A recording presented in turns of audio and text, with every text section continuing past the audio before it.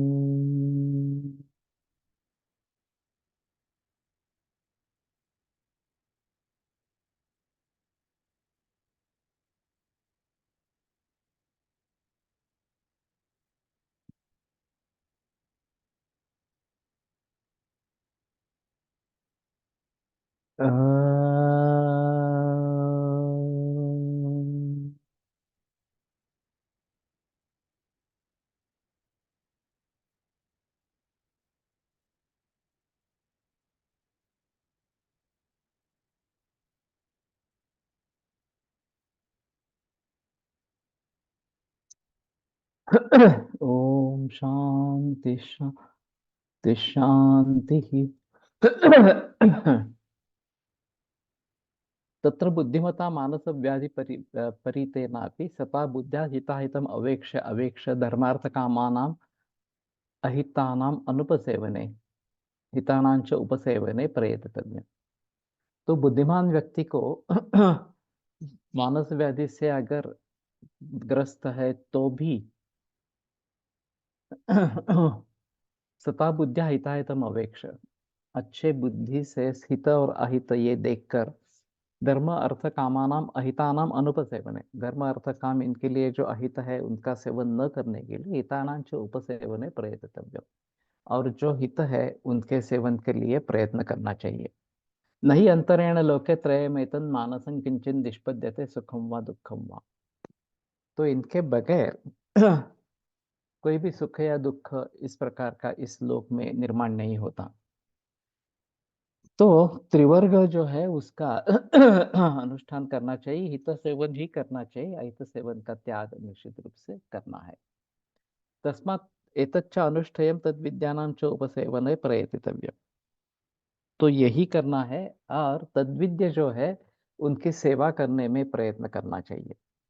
तो उनकी सेवा करने से हमें काफी कुछ हम सीख सकते हैं और फिर वो आचरण में ला सकते हैं। आत्मदेश कुल काल बल शक्ति ज्ञाने यथावच्च इति। खुद के बारे में देश कुल काल बल शक्ति ज्ञान इन सभी में प्रयत्न करते रहना चाहिए। तो बल अच्छा इस प्रकार का हो और उसके हमें जानकारी हो कि मेरी इसमें बलवत्ता है, इसमें अबलत्वा है, इसमें अबलवत्ता है, इस प्रकार से। और फिर बल पर जोर करना है, और जो अबल है उस चीजों के बारे में हमें जानकारी तो होनी चाहिए कि हम उसमें कहीं फंसे नहीं, इस प्रकार से। भवती छात्र मानसं प्रति भैषज्यं त्रिवर्गस्य अन्ववेक्षणं तद्विद्य सेवा विज्ञानम आत्मादीनांच सर्वशः। तो मानस के लिए भेषज त्रिवर्ग का अन्वेषण करते रहना, उनके पीछे जाते रहना है। तद्विद्य सेवा विज्ञानम आत्मादीनांच सर्वशः, और वो जानने वालों की सेवा और आत्मादि का सभी ज्ञान, इस प्रकार से। त्रयो रोगमार्गा इति शाखा मर्मास्ति संदाय कोष्ठश्च। तत्र शाखा रक्तादयो धातवः त्वक् च स बाह्यरोगमार्गः। मर्माणि पुनः बस्ति हृदय मूर्धादीनि अस्ति संदेहः अस्ति संयोगात् तत्र उपनिबद्धाश्च स्नायुकण्डराः। स मध्यमो रोगमार्गः। कोष्ठः पुनः उच्यते महास्रोतः शरीरमध्यं महानिम्नम् आमुपक्वाशयश्च इति पर्यायशब्दैः तन्त्रे। स रोगमार्गः अभ्यन्तरः। तो इसके बारे में मैंने बताया था कि ये एक हमारे दृष्टि से, आयुर्वेद की दृष्टि से एक अहम मुद्दा इस प्रकार का है, और इसके जरिए हम योग और आयुर्वेद को जोड़ सकते हैं। ये इस प्रकार के तीन मार्ग और महादोषों का संचार, ये आयुर्वेद की खासियत इस प्रकार की है। और फिर प्राणायाम, ये जो कोष्ठ शाखा गति के बारे में जो बताया गया है, तो धृतत्वान् मारुतस्य च, इसके जरिए दोष कोष्ठ में से शाखा मर्मा से संधि तक जाते हैं, और वायुश्च निग्रहात्, ये वापिस कोष्ठ में आते हैं। तो मेरा कहना है कि जब हम वायु का निग्रह बहिकुंभक या अंतकुंभक में करते हैं, तो दोषों की कोष्ठों की तरफ प्रवृत्ति हो जाती है, और ये प्रवृत्ति होना ही एक अहम मुद्दा इस प्रकार का है। फिर शाखा या मर्मा से संधि मध्यम रोग मार्ग में दोषों के लक्षण कम हो जाते हैं, कोष्ठ में दोष आने लगते हैं, फिर वहां उनको बाहर भी निकाला जा सकता है या उनका शमन किया जा सकता है। तो ये दोनों हमारे लिए महत्वपूर्ण है, और एलोपैथी इसी के आधार पर राज कर रही है कि सिम्टोमेटिक रिलीफ, वायु विकासी द्रव्यों के जरिए सिम्टोमेटिक रिलीफ देके एलोपैथी राज कर रही है पूरे विश्व पर। लेकिन सिम्टोमेटिक रिलीफ ये वास्तव में ट्रीटमेंट नहीं है, लेकिन एक आभास निर्माण किया गया कि यही ट्रीटमेंट है, यही ट्रीटमेंट है, इस प्रकार से, और लोग भी उसमें फंस गए इस प्रकार से। तो वास्तव में व्याभिक्रियाभिर्जायते शरीर धातव समाहा सा चिकित्सा विकाराणाम कर्म तद्भिषजाम श्रुतम, जिससे धातु साम्य निर्माण हो, वही वास्तव में चिकित्सा। इससे अगर धातु साम्य निर्माण नहीं हो रहा, तो ये चिकित्सा कहने के लायक है ही नहीं, इस प्रकार से। किंतु फिर भी ये इस प्रकार की स्थिति चलती है, तो आयुर्वेद और योग, इन दोनों को साथ में अगर हम लेना चाहते हैं, तो ये एक अच्छा मुद्दा बनेगा यहाँ पे कि हम इसके आधार पर आयुर्वेद और योग को जोड़ेंगे, और न केवल फुफ्फुस में इस प्रकार का वायु का वापस आना ये अपेक्षित नहीं है, सभी कोष्ठ जो है, स्थानान्यामाग्नि पक्वानाम मूत्रस्य रुधिरस्य च मृदुरुंक फुफ्फुसश्च कोष्ठ इत्यभिधीयते, ये जो शुश्रूषाचार्य की व्याख्या है, उस व्याख्या के आधार पर सभी कोष्ठों में दोष आना, वापस आना का आना प्रारंभ करेंगे जब हम बहिकुंभक करेंगे। और इसमें अगर हम ओंकार को भी जोड़ लेते हैं इस प्रकार से, तो ईश्वर प्रणिधान से समाधि सिद्धि, और फिर तथा प्रत्येक चेतनाधिगमो अंतराया भावश्च, ये जो व्याधि स्थान संशय वगैरह ये भी अंतराय बताए गए हैं, उसका भी निरसन इस ओंकार से होता है।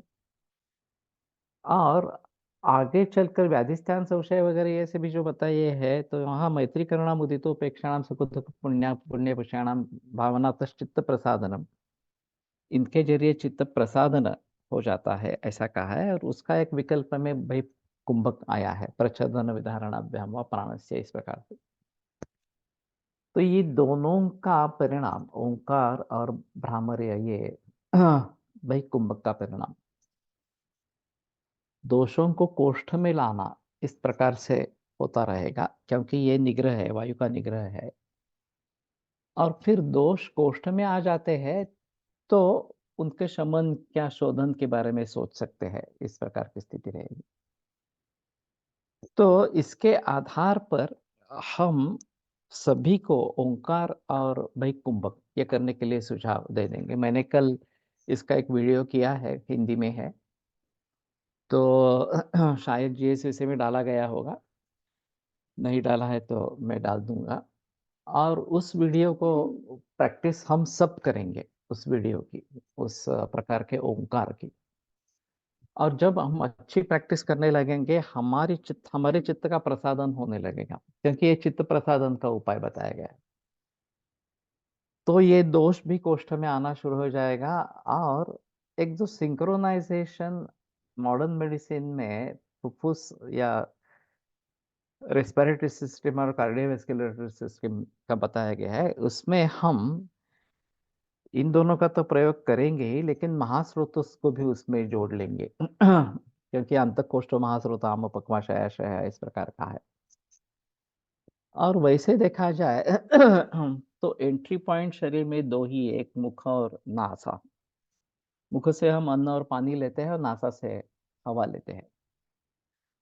अब सजीव के लिए, सभी सजीवों के लिए ये तीनों चीजें आवश्यक है। एक, उनको खाना चाहिए, उनको पानी चाहिए और उनको हवा चाहिए, श्वसन का चाहिए उसका। और ये सेल्यूलर लेवल तक ऐसी ही स्थिति है, इस प्रकार से। कंपैरेटिवली अंतःकुंभक इज इजी और one can hold longer than Vaikumbhak. But it is said that Kantak Kumbhak is to be practiced only under the supervision of an expert. And initially केवल Vaikumbhak ही करना है, उसकी प्रैक्टिस अच्छी तरीके से करनी है, और फिर अंतक कुंभक के बारे में सोचना है, इस प्रकार से। मैं थोड़ा सा प्रयोग करना चाहता हूँ, देखता हूँ अभी कैसे होगा, कैसे क्या होगा, इस प्रकार से। कि बलून्स जो होते हैं उसमें अगर हम हवा भरेंगे इस प्रकार से, तो उससे थोड़ी थोड़ी हवा लीक होती रहती है। अगर एक हम निर्वात या फिर बिल्कुल पैक ऐसा कुछ बाहरी आवरण कांच का बनाते हैं या फिर प्लास्टिक का वगैरह कुछ बनाते हैं इस प्रकार से, और उसमें बलून छोड़ के उसमें हवा भरते हैं, और बलून के हवा का प्रेशर और ये कांच जो पेटी है उसकी हवा का प्रेशर, ये अगर माप सकते हैं, तो मेरा कहना है कि अंतः कुंभक करेंगे, बलून में हवा अगर भरेंगे और बाहर नहीं जाने देंगे, तो ये बलून से हवा बाहरी सेक्शन में आ जाएगी, वहां का प्रेशर बढ़ेगा, बलून के हवा का प्रेशर कम होगा। अभी ये इसके लिए अच्छा मापक चाहिए। और उल्टी भी बात हो सकती है कि बाहर के चेम्बर में ज्यादा हवा भरते हैं और बलून में थोड़ी हवा भरते हैं, तो उसके प्रेशर के जरिए ये हवा बलून में घुस जाएगी, इस प्रकार से। मुंह से तो हम कुछ नहीं कर रहे हैं या कुछ पंप से नहीं कर रहे हैं। तो ये अगर हो जाता है, सिद्ध हो जाता है, तो जब हम पूरी फुफ्फुस भर के सांस सांस लेते हैं, अंत कुंभक की बात छोड़ो, लेकिन पूरा फुफ्फुस भर लिया इस प्रकार से, तो डायफ्राम नीचे आ जाएगा, जो पेट जो है थोड़ा बाहर निकल आएगा, इस प्रकार से। और जब पूरी तरीके से छोड़ते हैं तो पेट अंदर चला जाएगा और डायफ्राम भी ऊपर चला जाएगा, इस प्रकार से। लेकिन ये केवल दीर्घ श्वसन में अगर हम कर रहे हैं, वहां पे अंतक कुंभक करते हैं, तो ये वायु जाएगा कहाँ? अगर इसमें एक परमिएबिलिटी है, तो वो शरीर में घुस सकता है, इस प्रकार से, और शरीर से फिर से वापस फेफड़ों में आ सकता है, ऐसा मेरा मानना है अभी, इस प्रकार से। तो इसको सिद्ध करने के लिए इस प्रकार के कुछ फिजिक्स के प्रयोग करने पड़ेंगे। लेकिन ये ज्यादा मुसीबत वाली बात नहीं है, ज्यादा डिफिकल्ट नहीं है, थोड़ा सामग्री इकट्ठा करना वगैरह ये सब करना पड़ेगा, इस प्रकार से। लेकिन ऐसा करने से मैं सोच रहा हूँ कि हवा जो है वो बाहर से आ रही है, फुफ्फुस में आकर अभी हमारा ब्रीदिंग काफी शैलो ब्रीदिंग इस प्रकार का है। थोड़ा ही हिस्सा हम फुफ्फुस का प्रयोग में लाते हैं, बाकी जो हिस्सा है वो वैसा ही रहता है। और फिर वो आता जाता रहता है, इनके यहाँ से अल्वेओलस के ऊपर जो कैपिलरी नेटवर्क है उसमें वायु का आदान प्रदान होता रहता है। कार्बन डाइऑक्साइड दिया जाता है और ऑक्सीजन दिया जाता है, ऑक्सीहेमोग्लोबिन बनता है, वो हृदय में आकर फिर पूरे शरीर में जाता है। Comparatively, when balloons are exposed to pressure, they will typically become smaller in size. This is because the pressure on the outside of the balloon compress the air or gas inside the balloon, causing it to occupy less space and therefore reducing the volume of the balloon. लेकिन अगर उसमें से हवा बाहर निकल जाएगी तो ये पॉसिबल है। उसमें से बाहर निकल नहीं रही है, बाहर का प्रेशर है, बलून में थोड़ी हवा है, वो जरूर प्रेशराइज करेगा और अंदर बलून के अंदर जो हवा है उसको बाहर फेंकने की कोशिश करेगा। वो अगर हम अच्छी तरीके से सील कर लेते हैं कि बाहर नहीं जाएगी इस प्रकार से तो शायद जो मैंने बात बात कही है वो होगी। शुरू में कंप्रेशन होगा लेकिन बाद में इन्फ्लेट होगा, ये थोड़ा बढ़ जाएगा आकार में इस प्रकार से। प्रयोग करके देखना है क्या क्या पॉसिबिलिटीज है, ये एक बार देखना है इस प्रकार से। और बलून अच्छा है, इन्होंने तो कुंभ का उदाहरण ले लिया है। कुंभ हम वायु भरने के लिए कुंभ नहीं करते। ये अगर इलास्टिसिटी के बारे में सोचना है तो कुंभ में इसी प्रकार से हवा रखना, सील करना पूरा इस प्रकार से, और फिर सक्शन करके हवा निकाल देना कुंभ से। अब कुंभ तो सिकुड़ नहीं सकता, बाहर हवा का प्रेशर ज्यादा है और कुंभ में हवा नहीं है इस प्रकार से। तो बाहर से हवा कुंभ में प्रवेश करती रही क्योंकि उसमें सच्छिद्रता इस प्रकार की है। और फिर अंदर का अगर हम प्रेशर जांचेंगे तो पता चलेगा कि अंदर का प्रेशर बिल्कुल कम था, लेकिन बाहर से हवा जैसे अंदर आने लगेगी वैसे वहां का प्रेशर बढ़ गया। लेकिन इसके लिए ये थोड़ा सा ऐसा रहे कि हमें प्रेशर गेज के द्वारा ही उसके बारे में पता चलेगा। कांच में रखकर कुंभ के बारे में बाहर से जानकारी नहीं होगी जो बलून के बारे में हो सकती है इस प्रकार से। लेकिन ये एयर टाइट होना बहुत जरूरी इस प्रकार का रहेगा।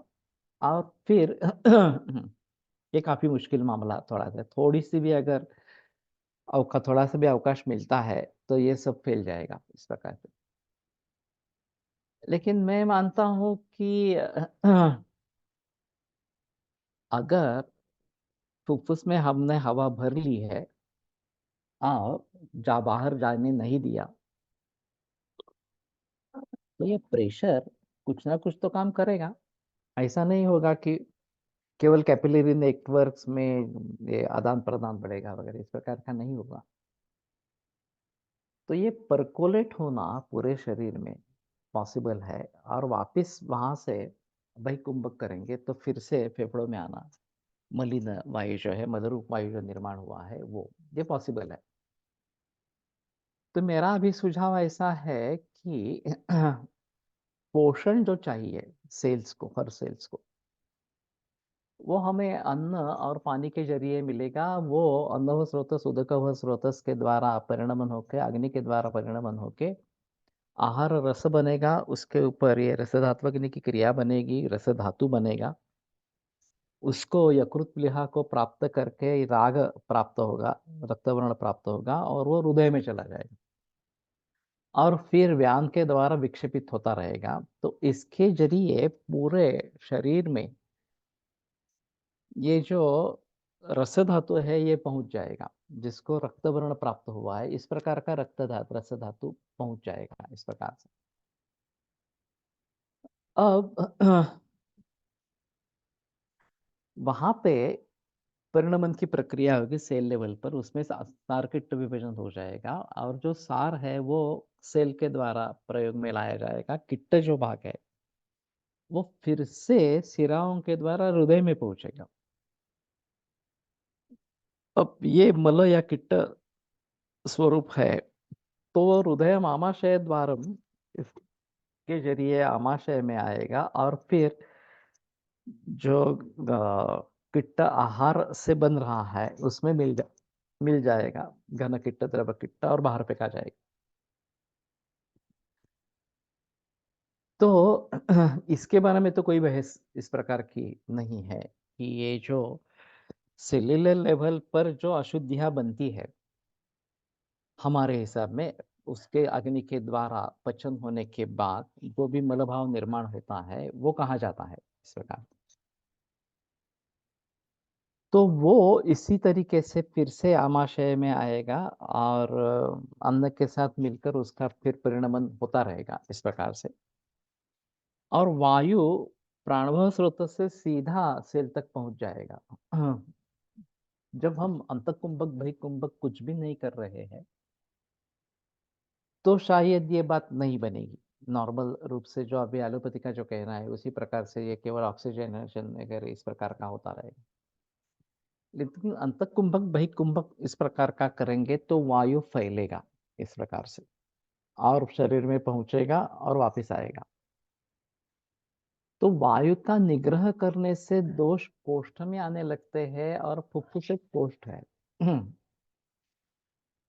वैसे आभ्यंतर रोग मार्ग या महास्रोतस ये भी कोष्ठ है, तो वहां पे दोष आना आरंभ कर देते हैं इस प्रकार से शाखा मर्मास्थि संधि से।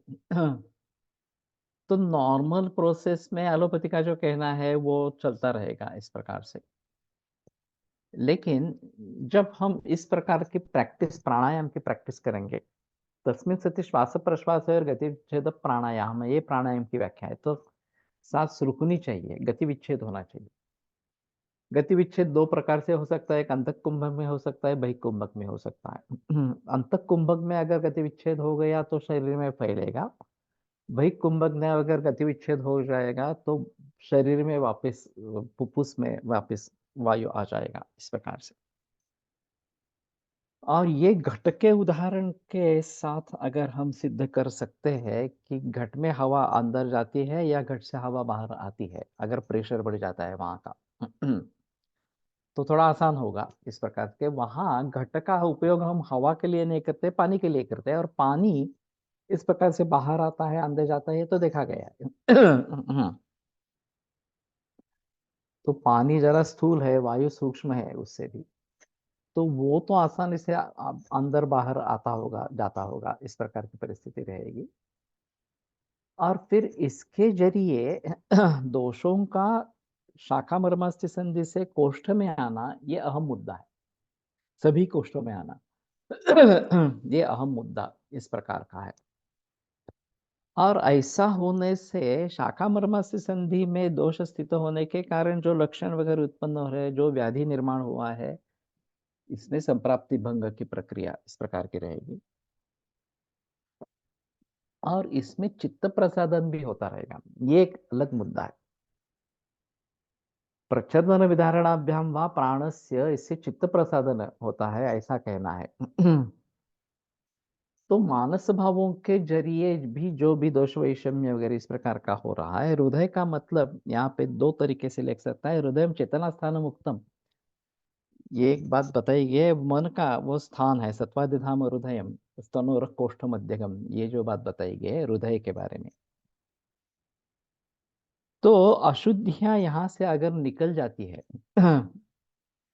तो रज और तम ये मन के दोष है, ये अशुद्धियां अगर निकल जाती है तो चित्त प्रसादन होना आरंभ होगा।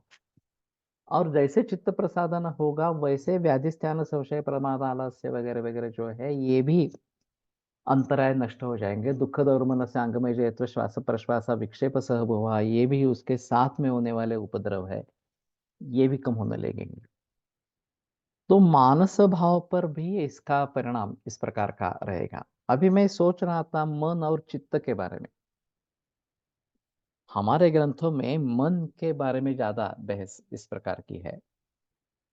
और पहला जो योग सूत्र है उसमें मन के बारे में बात बताई गई है, और ये पतंजलि का अभी का योग सूत्र है, इसमें चित्त के बारे में बात की। तो चित्त और मन ये कभी कभी पर्याय रूप से देखे जाते हैं, लेकिन सभी जगह ये पर्याय रूप से ही है ऐसी बात नहीं है। अंतःकरण जिसको कहा जाता है, मन बुद्धि अहंकार ये तीनों मिलकर चित्त बनता है, ऐसा कुछ एक मानना है इस प्रकार से। तो इसमें बुद्धि की प्रक्रिया है, इसमें अहंकार की प्रक्रिया है, केवल मन का नहीं है। मन इंद्रियों से ज्ञान का ग्रहण करता है इस प्रकार से। गुणतः दोषतः ये विचार करने की क्षमता मन में है, लेकिन अंतिमतः वहां बुद्धि होनी चाहिए। जायते विषय तत्र या बुद्धि निश्चयात्मिका। और उसके लिए अहंकार एक कारण होता है कि मेरी बुद्धि है, मेरा अहंकार इस प्रकार का है। तो मैं इसके बारे में किस प्रकार से जानकारी प्राप्त करता हूँ? तो बुद्धि मेधाभिमान अध्यय विपरीतार्थ साधना साधकम हृदगतम पित्तम, ये जो बात कही गई है, बुद्धि मेधा अभिमान के जरिए अभिप्रेतार्थ क्या है, मुझे इसमें से क्या चाहिए, ये प्राप्त करने की क्षमता साधक पित्त के द्वारा होती है, साधक पित्त में है। और ये एक अलग इस प्रकार का रहेगा। तो मैं फिर से बार बार पंचकोशों की तरफ जा रहा हूँ। एक जो अन्नमय कोश है वो आहार से बन रहा है, उसमें हम ये सब बातें सोच सकते हैं कि जो आहार हम ले रहे हैं, पानी ले रहे हैं, उसका परिणमन कैसे हो रहा है, उससे शरीर परमाणुओं को पोषण कैसे मिल रहा है, अग्नि कैसा काम कर रहा है, ये सब हम अन्नव स्रोत के बारे में सोचेंगे। या फिर अन्नमय कोश के बारे में सोचेंगे। प्राणमय कोश में जो भी सभी क्रियाएं हैं उसके बारे में सोच सकेंगे। और इसमें ये प्राणायाम वगैरह इस प्रकार की बातें भी अंतर्भूत हो सकती है। तो उसके जरिए खास करके वायु और उसके अधीन कफ पित्त जो है वो कैसे काम करेंगे इसके बारे में पता चलेगा। और एक दोष गति के बारे में हम प्राणमय कोश के बारे में सोचेंगे कि कैसी दोष गति है, शाखा कोष्ठ से शाखा मर्म से संधि और फिर वापस आना इस प्रकार से। ऊर्ध्वम चादश्च तिर्यक्च विज्ञेया त्रिविधा परा, ये भी एक कोष्ठगति बताइए, खास कुछ रोगों में जैसे रक्तपित्त वगैरह है इनमें ये महत्वपूर्ण इस प्रकार के है। फिर मनोमय कोश जो है इसमें चिंत्य विचार्य मुह्यंच ध्येयम संकल्प में वच, ये भी सभी बातें मन के संदर्भ में जुड़ी है। इष्ट से अलाभात लाभाच अनिष्ट, ये भी बातें मन से जुड़ी इस प्रकार की है। और इंद्रियों के द्वारा ज्ञान ग्रहण करना और कर्मेंद्रियों के जरिए, ज्ञानेंद्र के द्वारा ज्ञान ग्रहण करना और कर्मेंद्रियों के जरिए कर्म करना, ये भी मन का अहम रोल इस प्रकार का है। लेकिन केवल मन के अधीन ये बातें नहीं रहती, उसके ऊपर जो बुद्धि होती है, इसमें यहाँ विज्ञान में कोश का संबंध आ जाता है कि हमें किस प्रकार का विज्ञान हो गया उसमें। मेरी बुद्धि मेधा मेरी मेधा मेरा अभिमान, ये सब मैं अभिप्रेतार्थ साधन के लिए लगा लेता हूँ इस प्रकार से। और फिर उसमें से मुझे जो अर्थ निकालना है वो मैं निकाल निकाल लेता हूँ इस प्रकार से, और फिर एक निश्चयात्मिका बुद्धि बन जाती है। तो इसमें चित्त का संबंध आता है। तो केवल मन से ये बात नहीं होती है, चित्त से बात होती है, क्योंकि इसमें बुद्धि और अहंकार ये दोनों भी शामिल इस प्रकार के हैं। और हम जब योगा चित्तवृत्ति निरोधा की बात कर रहे हैं तो चित्तवृत्ति इन सभी से बनती है। प्रमाण विपर्य विकल्प सब ये इस प्रकार के जो निद्रा स्मृतिया प्रमाण की बात करेंगे, उसके विपरीत इस प्रकार के अप्रमाण या फिर हेत्वाभास वगैरह इनकी बात करेंगे वगैरह वगैरह, ये सब बुद्धि से जुड़े इस प्रकार से है। तो ये प्रमाण है, ये अप्रमाण है वगैरह, ये विकल्प कौन से इस प्रकार के है। तो ये सभी वृत्ति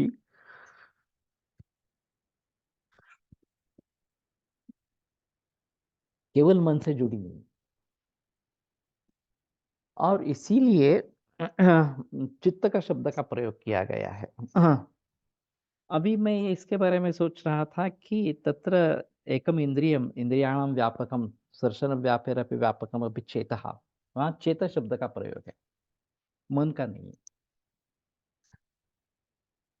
तो ये एक इंद्रिय स्पर्शन इंद्रिय सभी इंद्रियों का व्यापक इस प्रकार का है, और उसका व्यापक भी चित्त है इस प्रकार से। और चित्त कहेंगे तो केवल मन की बात नहीं करेंगे, मन अहंकार बुद्धि ये तीनों को मिलकर बात करेंगे।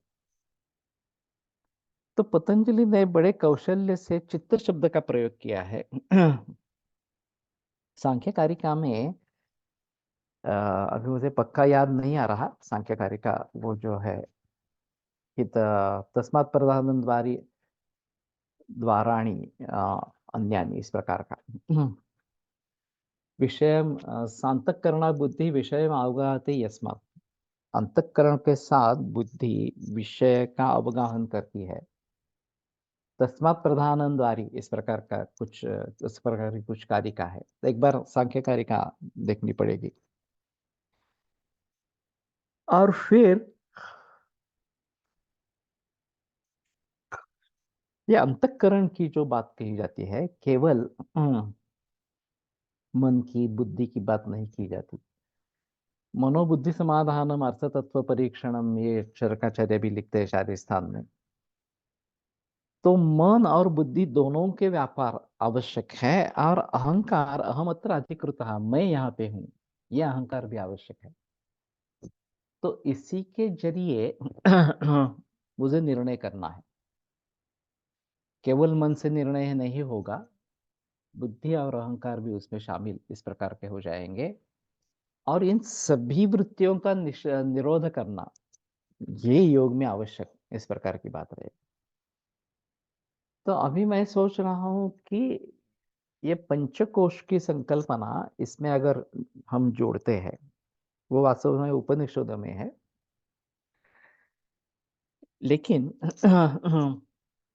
आयुर्वेद योग और ये उपनिषद इस प्रकार का पंचकोश तो काफी समस्याओं का हल होगा, और जिनके उत्तर हमें अभी नहीं मिल रहे हैं वो भी उसमें से प्राप्त हो जाएंगे। तो इसलिए ये आयुर्योग और पंचकोश उपनिषदों से लेकर और भी आगे कुछ निकलेंगे मालूम नहीं मुझे, जैसे हम पढ़ते जाएंगे नए नए विचार सामने आते रहेंगे, और प्रैक्टिकल एप्लीकेशन करना है। तो ओंकार और उसके साथ बहिकुंभक का प्रैक्टिकल एप्लीकेशन मैंने भी शुरू कर दिया, आप सभी शुरू कर दें। और आप खुद करें और फिर लोगों को भी उसके बारे में सुझाव दें कि इस प्रकार से करना है, सभी स्वस्थ व्यक्ति हो या फिर रुग्ण हो इस प्रकार के। और इसमें से चित्त प्रसादन होना, क्योंकि अभी एक अहम मुद्दा ये है कि डिप्रेशन में लोग रहते हैं, नेगेटिविटी में रहते हैं इस प्रकार से, और उसके जरिए ठीक नहीं होते हैं। तो ये डिप्रेशन कम करना, स्ट्रेस कम करना, चित्त प्रसादन होना, ये बहिकुंभक से प्राप्त होगा इस प्रकार से। और ओंकार के बारे में भी तत प्रत्यक्ष चेतनाधिगमो अंतराया भावश्च इस प्रकार की बात कही गई है। तो चेतनाधिगम और अंतराय जो व्याधि स्थान संशय वगैरह इस प्रकार के हैं उनका भी अभाव उसके जरिए ओंकार के जरिए भी होता है इस प्रकार से। तो दुःख नरुमन से अंगमय जयत्व श्वास प्रश्वास विक्षेप सह हुआ, ये विक्षेपों के साथ ये दुख वगैरह बातें होती है तो दुख भी दूर होगा इसके जरिए। तो ये बड़ी चीज इस प्रकार की है। आगे के समास साधन पाद में हेयम दुखम अनागतम वगैरह वगैरह इस प्रकार के सूत्र आए हैं। और क्रिया योग आया है, तपस्वाध्याय ईश्वर प्रणिधानानि क्रिया योग है इस प्रकार का। तो ये क्रिया योग हम अगर भली भांति समझने की कोशिश इस प्रकार के करेंगे, फिर आगे यम नियम की बात भी कही गई है उसको समझने की कोशिश करेंगे, तो जितने भी जुड़े भाव है उन सभी से हम अ, फायदा उठाएंगे, उन सभी के बारे में सर्वांगीण दृष्टिकोण से विचार करेंगे, और फिर मूल रूप में रोगों को कैसे नष्ट करें इसके बारे में सोच सकेंगे।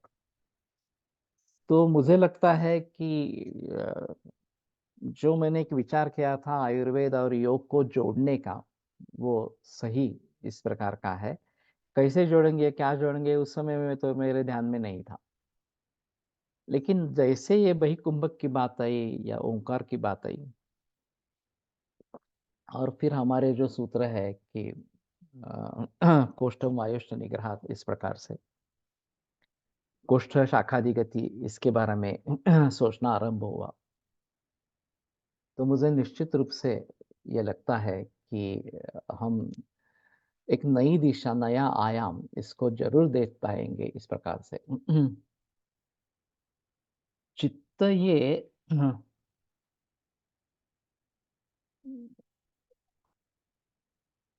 कर्मेंद्रिय से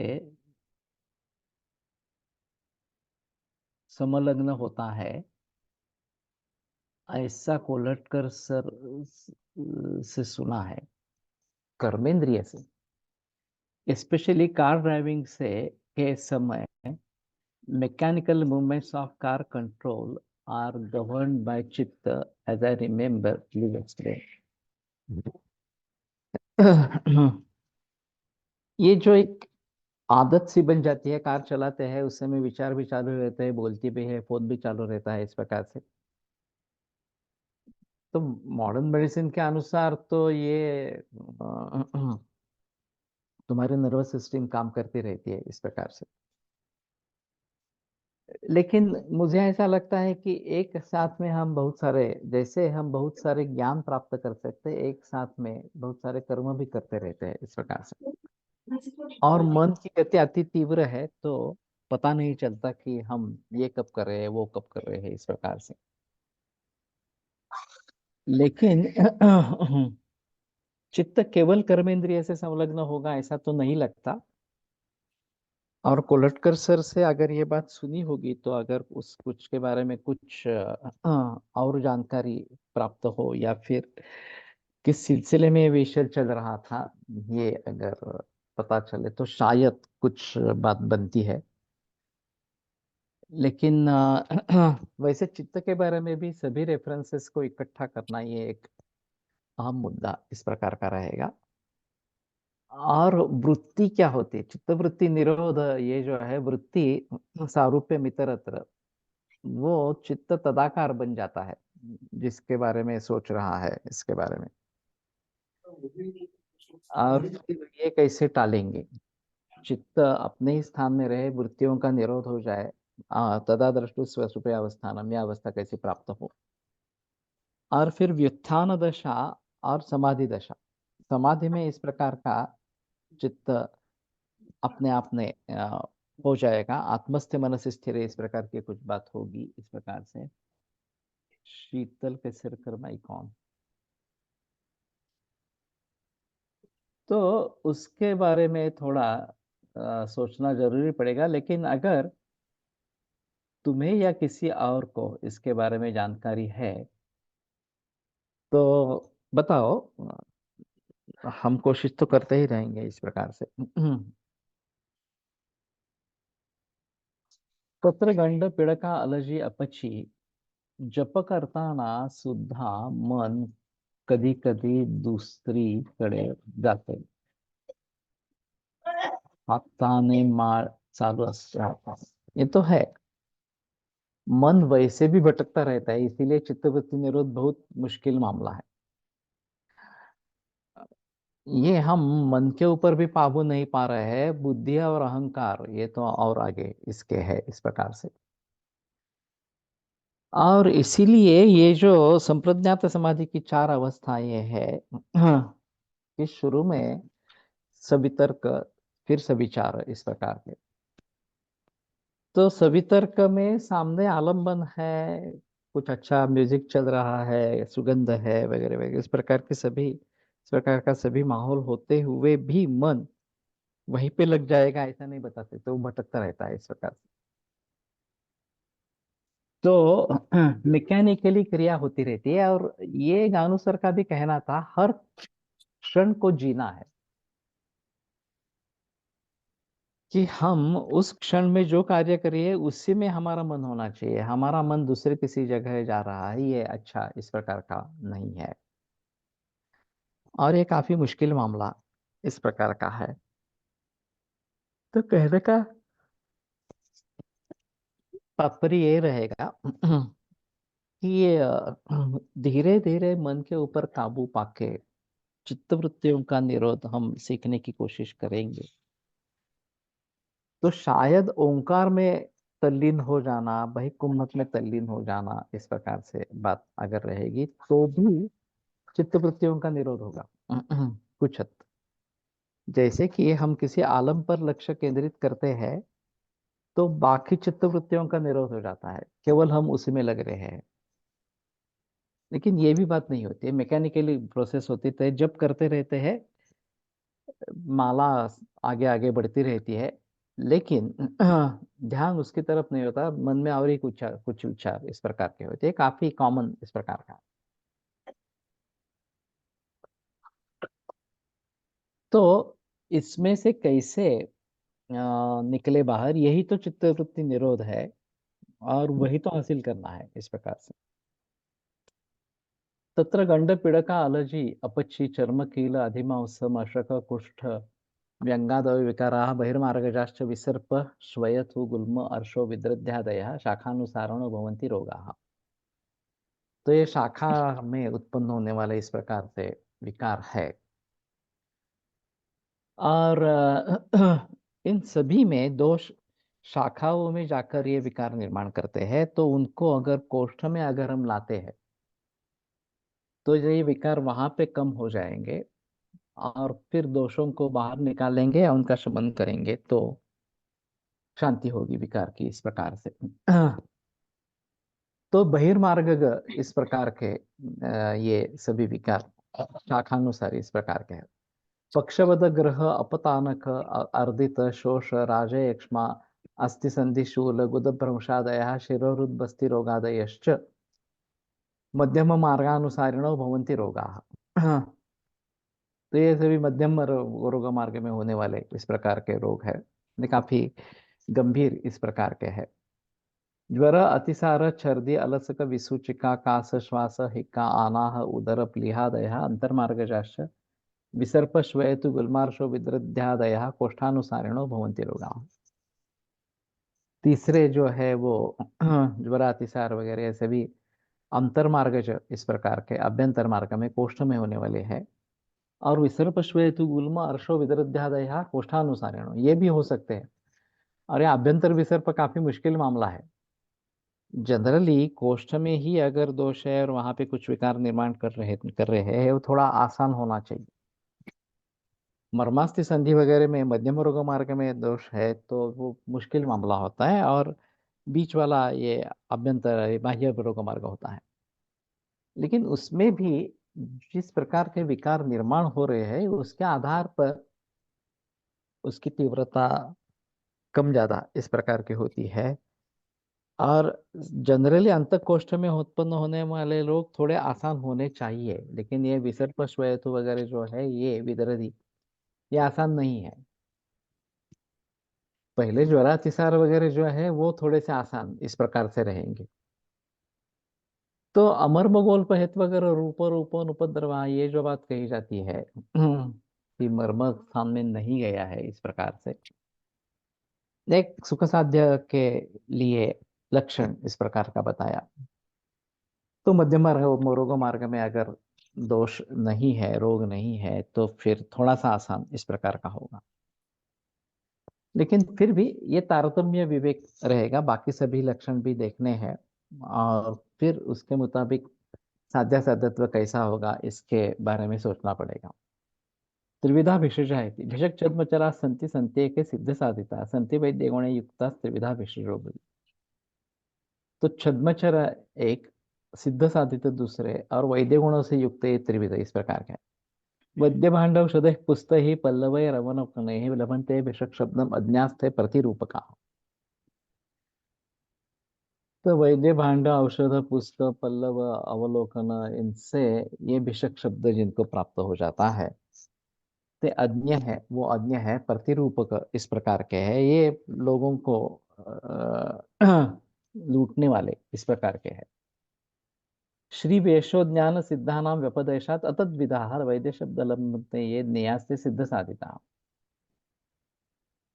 तो स्त्री यश ज्ञान सिद्ध इस प्रकार के कुछ बहुत ही अच्छे वैद्य, उनके व्यपदेश से, उनसे कुछ मार्गदर्शन प्राप्त करके, उनके साथ रह के जिनको वैद्य शब्द प्राप्त हो जाता है, ये सिद्ध साधित इस प्रकार के कहे जाते हैं। प्रयोग ज्ञान विज्ञान सिद्धि सिद्धा सुख प्रदा जीविताभिसरास्ते वैद्यत्व तेषु अवस्थितम। और तीसरी जो कैटेगरी है, प्रयोग ज्ञान विज्ञान सिद्धि सिद्ध सुख देने वाले इस प्रकार के, वे जीविताभिसर है और उनके ऊपर ही वैद्यत्व निर्भर इस प्रकार के हैं।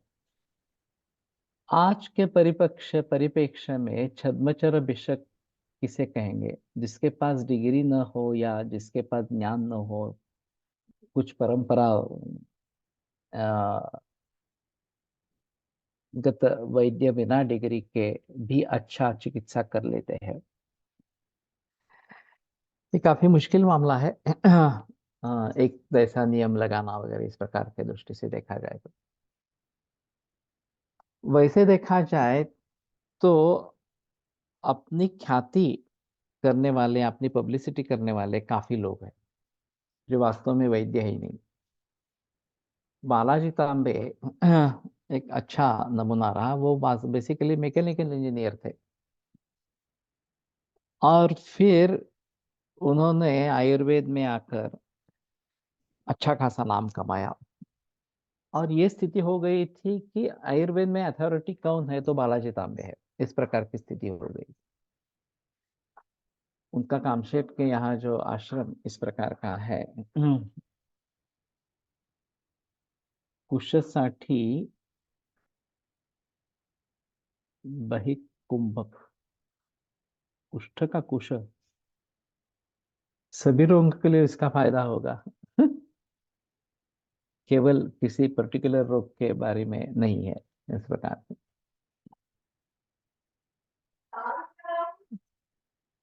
काय ओ हाँ।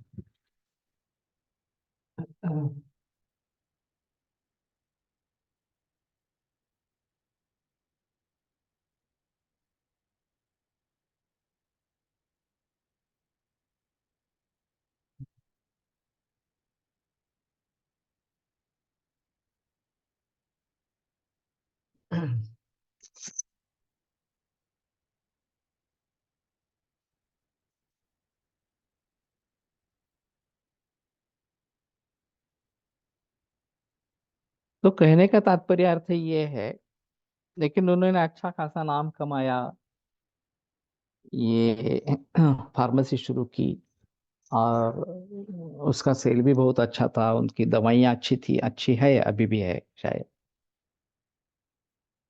लेकिन उनका आयुर्वेद का ज्ञान कितना था, ये मुश्किल मामला है समझने के बाद।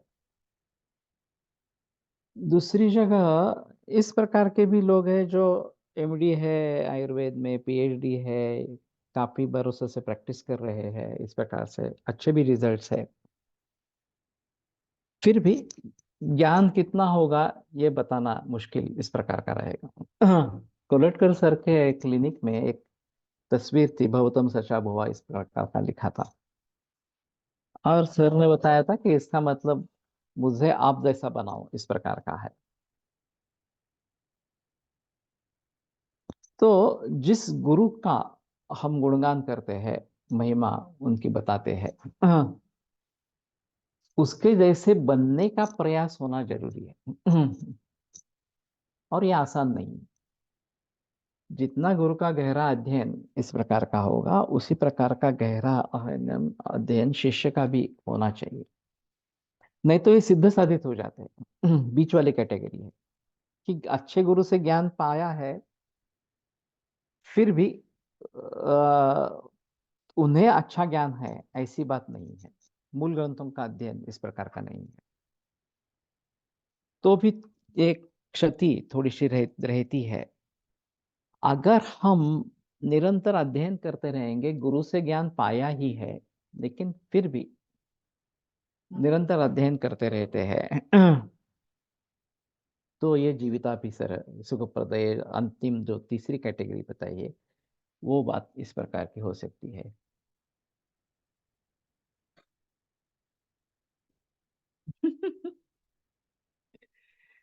कुष्ठ साठी बहिकुंभक उपयोग में हो सकेगा क्या? ये केवल कुष्ठ के लिए नहीं है, सभी के लिए उपयुक्त इस प्रकार का है। तो ये और इसके आगे बड़ा है, दैव उपाश्रय युक्त उपाश्रय सरस्तत्व अवचय वगैरह इस प्रकार से। तो कहने का तात्पर्य अर्थ ये रहेगा कि हमें तीसरी कैटेगरी जो है उस प्रकार के वैद्य बनने का प्रयास करना चाहिए। वैद्य भांडव सदैव पुस्तक ही पल्लव अवलोकन, ये तो बिल्कुल बेकार है, उसमें कोई संदेह की बात नहीं है। सिद्ध साधित थोड़े अच्छे हैं उससे, कि अच्छे गुरु से ज्ञान पाया है, और फिर ये बात इस प्रकार की रहेगी। लेकिन अच्छे गुरु से ज्ञान पाना ही काफी नहीं है, उसके साथ में हमें खुद प्रयास करते रहने चाहिए, ये ज्यादा महत्वपूर्ण इस प्रकार का है। और उन्हीं पर वैद्यत्व निर्भर इस प्रकार का है, तो ये बात अहम इस प्रकार की रहेगी। तो ठीक है, हम फिर से वो ध्यान की तरफ या आलम्बन की तरफ मुड़ते हैं, और फिर सोमवार को आगे बढ़ेंगे। ॐ धन धन्वन्तरये नमः। ॐ धन धन्वन्तरये नमः। ॐ धन धन्वन्तरये नमः। ॐ धन धन्वन्तरये नमः। ॐ धन धन्वन्तरये नमः। ॐ धन धन्वन्तरये नमः। ॐ धन धन्वन्तरये नमः। ॐ धन धन्वन्तरये नमः। ॐ धन धन्वन्तरये नमः। ॐ धन धन्वन्तरये नमः। ये कुछ लिखा हुआ ऐसा नहीं लगता मुझे, मृदुला जोशी से बात हुई थी ऐसा कुछ उन्होंने बताया। अगर वो पूरा संभाषण याद आता है या फिर किस कॉन्टेक्स्ट में ये हुआ था, ये बात आता है, बात समझ में आती है तो थोड़ा अलग अलग बन गया। ये अभी ओंकार और बहिकुंभक इसके ऊपर निर्भर करेंगे, ये थोड़ा सावधानी से और धीमे गति से करेंगे।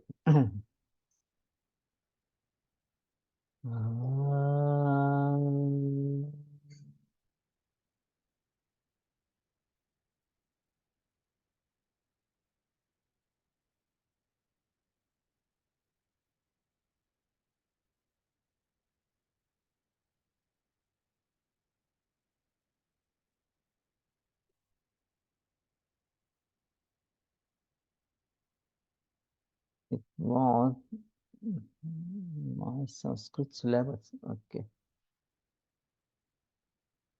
Ah,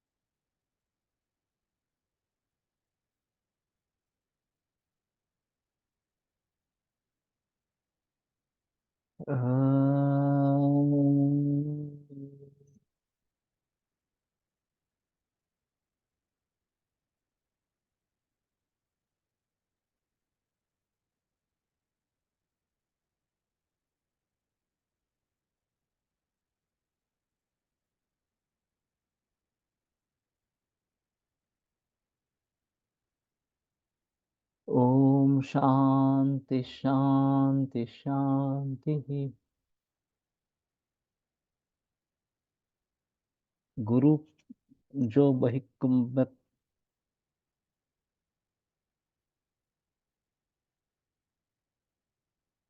और ओंकार करते वक्त क्या सावधानी रखनी चाहिए, प्रक्रिया भी स्पष्ट करें। च शा 1.5 पतंजलि योग सूत्र समाधी पाद ऐकण्याची संधी मिळाली। ओके। सावधानी इतनी है कि पूरी हवा निकल जाने के बाद भी अगर हम ये भाई कुंभ करते हैं तो फिर फुफ्फुस में मलिन वायु आ जाएगा और उसको बाहर फेंकने की कोशिश करनी है। ये इसमें खासियत इस प्रकार की है। तो ठीक है, ये हम्म, सिलसिला आगे बढ़ता रहेगा।